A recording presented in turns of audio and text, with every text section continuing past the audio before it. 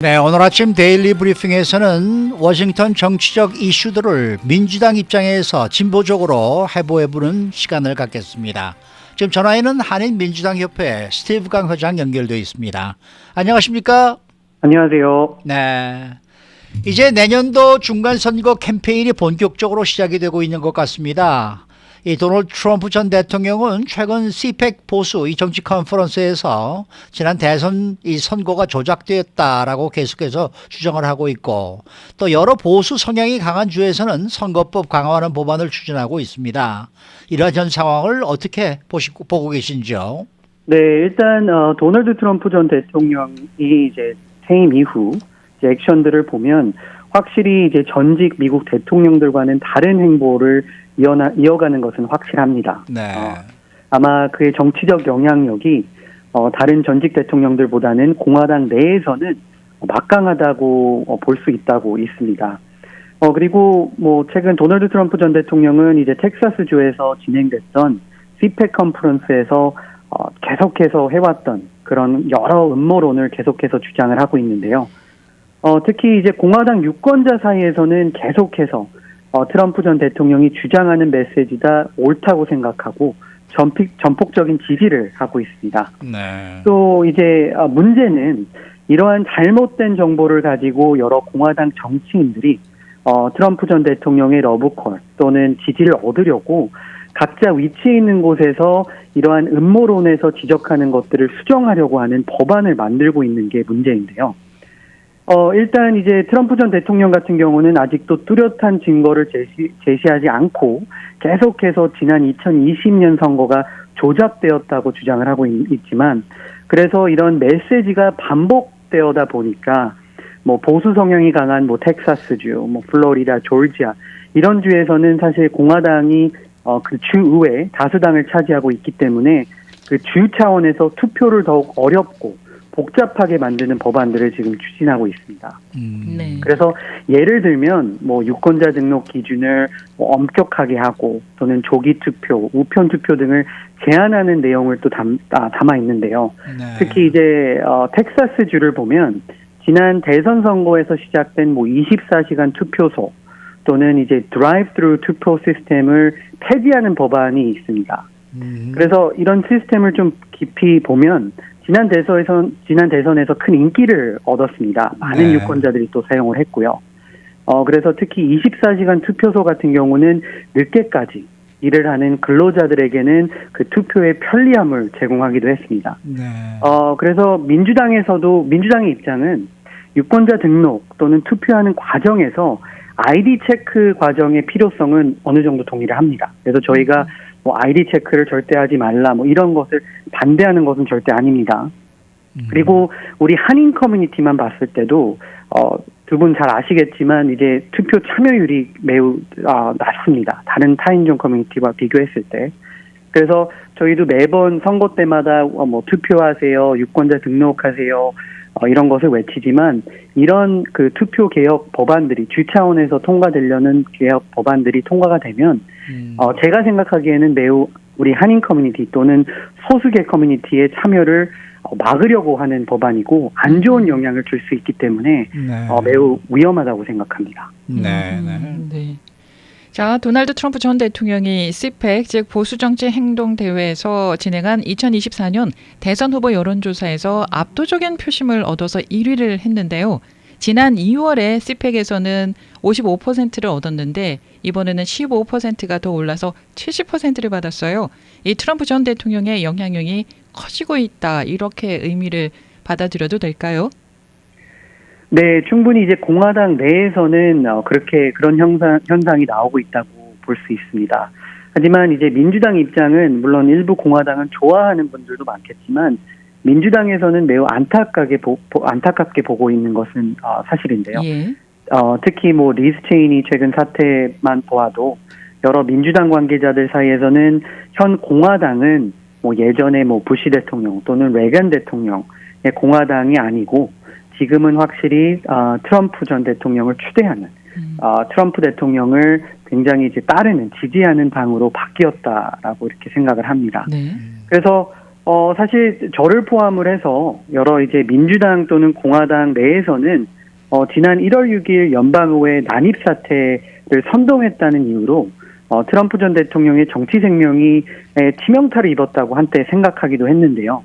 하지만 이제 그것을 이제 극복하고 이번 연도 초에 있었던 CPAC 여론조사보다 최근에는 더 높은 70%의 높은 지지율을 자랑을 하고 있습니다. 그리고 최근 CPAC 여론조사에서도 나왔지만 현 공화당 내에서는 이제 도널드 트럼프 전 대통령의 영향력을 넘을 수 있는 공화당 정치인은 현재로서는 없습니다. 그것은 이제 확실하고요. 예. 그리고 만약 지금 대선이 있다고 치면 트럼프 전 대통령은 아주 쉽게 공화당 예비선거에서 다른 공화당 후보보다 압도적인 표를 얻어 당대표 후보로 나올 수는 있습니다. 하지만 여기서 이제 가장 중요한 점은요, 이제 미국 대통령 선거에서 승리를 이기려면, 당선이 되려면, 이런 당 내에 이제 당 대표로 또 후보로서 당선되는 것도 매우 중요하지만, 지난 대선에서 보았듯이 중도 성향 또는 무당파 유권자들의 지지가 매우 중요합니다. 그래서 이제 최근 CPAC 컨퍼런스에서 도널드 트럼프 전 대통령은 2020년 선거에서 본인이 지난 2016년 대선과 비교했을 때 1,200만 표를 더 받았다고 우리가 이겼다고 주장을 했는데 네. 사실 이제 팩트 체크를 하면 트럼프 대통령은 지난 대선에서 패배를 했고 전국 투표 결과에서 바이든 그 당시 후보가 이제 700만 표를 트럼프 전 대통령보다 더 많이 받았습니다. 이것은 팩트고요. 또한 정확히 계산하자면 트럼프 전 대통령은 지난 2016년 대선보다 최근에 있었던 대선에서 1,120만 표를 더 받았습니다. 그것은 이제 또 팩트고요. 하지만 이제 조 바이든 현 대통령은 이제 2016년 힐러리 클린턴 후보보다 1,540만 표를 더 받았습니다. 네. 결론은 이제 트럼프 전 대통령은 2024년 공화당 대선 후보로 나올 수는 있지만 중도 또는 이제 무당표 유권자 표심을 얻지 못할 것으로 저희는 예측을 하고 있어서 그래서 오히려 민주당 쪽에서는 트럼프 전 대통령의 출마를 환영하고 있습니다. 그래요. 자, 최근에 이 도널드 트럼프 전 대통령에 관한 책들이 지금 쏟아지고 있습니다. 이 코로나19 부실 대응, 또 대선 불복, 의사당 난입 사태 등 이 혼돈으로 가득했던 트럼프 임기 말대를 이야기하는 그런 책들이 많은데 어떤 내용들이 있고 또 민주당에서는 어떻게 보고 있는지 부탁드립니다. 네, 저도 책이 나올 때마다 읽고 있는데요. 네. 참 기가 막힌 내용들이 굉장히 많습니다. 네. 하지만 그 책 내용 들어가기 전에 짚어야 될 점은 사실 원래 대통령들이 이제 퇴임을 하면 본인의 이제 회고록을 준비를 합니다. 하지만 아직까지는 트럼프 전 대통령의 공식 회고록의 소식은 없습니다. 네. 하지만 계속해서 지금 퇴임한 지 6개월, 7개월 돼 가는데 정치권 기자들이 작성한 도널드 트럼프 전 대통령에 관한 책들이 쏟아져 나오고 있습니다. 그래서 제가 알기로도 이번 연도에 거의 10권이 지금 스케줄이 되어 있는데 특히 이 중에서 가장 최근에 화제가 되고 있는 내용은 그 마크 밀리 합참 의장이 있습니다. 미국에. 이 합참 의장이 지난해 대선 2020년 대선 이후 트럼프 대통령 그 당시 대통령이 대통령직을 유지하기 위해 쿠데타를 시도할 것을 우려해서 플랜 B 다른 대책을 계획했다라고 주장을 했고, 네, 그리고 또 트럼프 대통령이 싫어하는 존 볼턴 전 백악관 국가안보 보좌관을 코로나19가 데려갔으면 좋겠다라고 말했다는 등 굉장히 이제 화제성 내용들이 담아 있습니다. 네.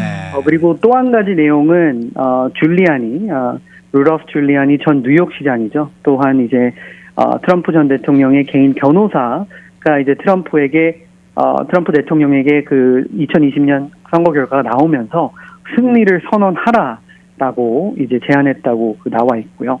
또 이제 또 한 가지는 윌리엄 그 당시 이제 법무부 장관이죠. 법무부 장관이 트럼프 대통령의 대선 사기 주장을 헛소리라고 여겼다는 이런 내용도 담아 있습니다.